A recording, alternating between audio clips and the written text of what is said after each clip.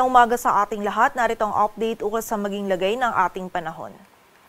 Dito sa bahagi ng extreme northern Luzon ay nakaapekto pa rin yung shear line or yung lugar ng mga kaulupan kung saan nagsasama yung mainit at malamig na hangin. Magdadala pa rin po ito ng mga kalat-kalat na pag-ulan, lalong-lalo na dito sa area ng Batanes at Babuyan Island. Samantala, may kita din natin dito sa ating satellite animation, itong mga kaulapan dito sa malaking bahagi ng Visayas at Mindanao, maging sa area din ng Palawan. Ito po mga kaulapan na ito ay dala ng Intertropical Convergence Zone or ITCZ, kung saan yung ITCZ pa rin yung magdudulot ng mga pag-ulan sa malaking bahagi ng Mindanao, maging sa ilang bahagi din ng Visayas at dito sa area ng Palawan ngayong araw. And nakita po natin hanggang bukas, itong ITCZ ay patuloy pa rin po magdudulot ng mga pag-ulan sa malaking bahagi ng Visayas at Mindanao. And by Monday naman, posible pong yung easterlies naman na magdulot ng mga pag-ulan sa malaking bahagi ng Luzon. Kaya naman pag-iingat pa rin para sa ating mga kababayan sa posibilidad ng mga pagbaha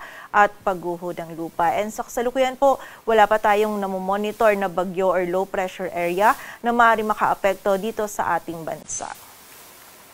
At para nga sa maging lagay ng panahon ngayong araw ng Sabado, magiging maulap pa rin yung ating kalangitan.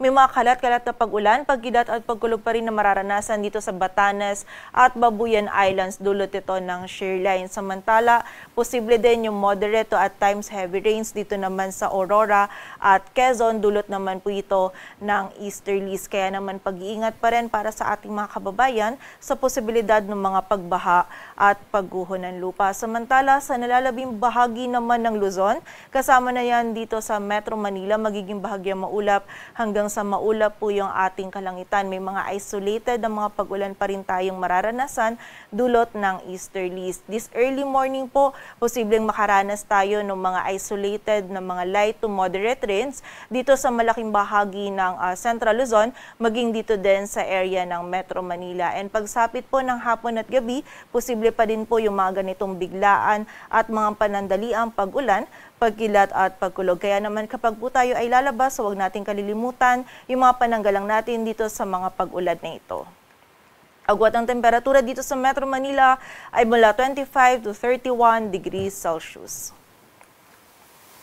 Samantala dito naman sa buong bahagi ng Mindanao, maging sa Negros Island region at sa area din ng Palawan, makakaranas pa rin po tayo ng maulap na kalangitan. May mga kalat-kalat na pag-ulan, pagkilat at pagulog pa rin tayong mararanasan na dulot ng ITCZ. And posible pong katamtaman at kung minsan ay mga malalakas na pag-ulan yung ating mararanasan, kaya naman pag-iingat pa rin or doble ingat pa rin po para sa ating mga kababayan. Samantala, dito naman sa nalalabing bahagi ng Visayas, magiging bahagyang maulap hanggang sa maulap po yung ating kalangitan. This early morning, nakakaranas na po ng mga pag-ulan or isolated na mga pag-ulan itong Western Visayas at Central Visayas. And pagsapit din po ng hapon at gabi, posible pa din yung mga isolated na mga pag-ulan nito na dulot naman ng ITCZ. Agad ang temperatura dito sa Cebu ay mula 25 to 31 degrees Celsius at sa Davao naman ay 25 to 32 degrees Celsius. Para naman sa lagay ng dagat baybayin ng ating bansa, wala po tayong nakataas na gale warning, ngunit iba yung pag-iingat pa rin para sa mga kababayan natin na maglalayag dito sa may northern and western seaboards ng northern Luzon, sapagkat magiging katamtaman hanggang sa maalod pa rin po yung lagay ng ating karagatan. Dito sa Metro Manila, ang araw ay sisikat mamayang 5:50 ng umaga at lulubog mamayang 5:31 ng hapon.